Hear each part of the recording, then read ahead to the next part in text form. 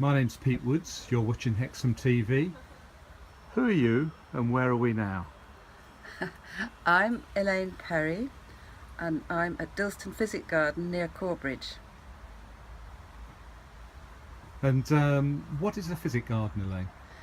Yes, that's a question that a lot of people can't answer. Some of them think it's a psychic garden, and they come and they are very happy when they go away that it is a psychic garden, but actually it isn't.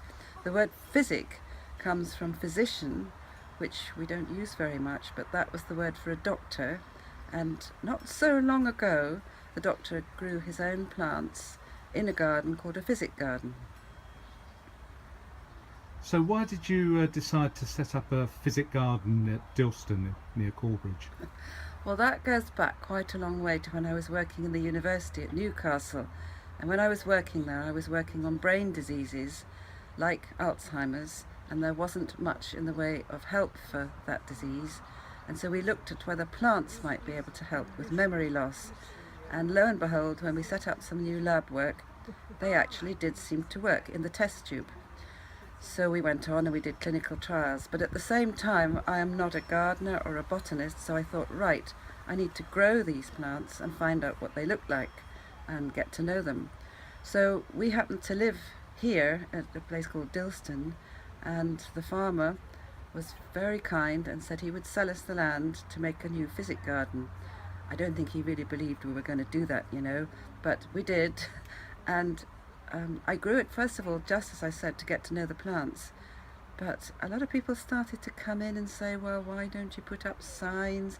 Why don't you do this? Why don't you open to the public? Which, of course, I'd never thought of originally. And so it all really happened as a result of other people coming along and saying, let's do this. So I kind of can't claim credit for this whole thing. It took quite a lot of people together to make this work, and it still does. And how long has it been going? Well, it's been going 20 years, which is the original time I started it, but it wasn't till 10 years ago that it was open to the public. I was working full time to begin with, so really I just used to go around scattering seeds and putting things here and there, and it took 10 years to develop from this empty space, which was pasture land, into the garden that you see now. And what sort of plants and things can people see if they come to the physic garden? Well, in order to be a plant that lives here, you just have to have one qualification, and that is that you've been used for healing. So you've been used by medical herbalists today, or you were used hundreds or thousands of years ago by ancient Greeks, ancient Romans for medicine. So each plant is medicinal. And are there still links with Newcastle University? Yes, there are. I'm now retired, so I'm emeritus professor, but I still have colleagues, and we have several projects still on the go which relate to the plants. And what sort of plants can people see if they come here? Well, they'll all be medicinal, and they could be anything from lavender to oak trees. Every single tree or plant that is used for healing or can heal, you will see here if it survives in Northumberland. And of course that cuts it down quite a bit. And can people take courses or learn things here?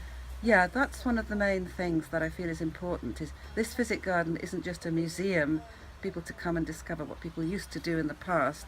It's a place to learn what you can actually do now with the plants, how you can get to know them and use them safely. And so a lot of workshops and courses are run just to let people get to know the plants, or it might be on aromatherapy, it might be on homeopathy, any aspect that involves plants for healing, or even just being in a healing space. We will have workshops and courses about that. And how do people find out more information about the garden? Right, well, we've got a website, obviously, and I'm too old for it, but I gather there's twitting and tweeting going on all the time. That's great. Thanks very much for talking to Hexham TV. It's a pleasure.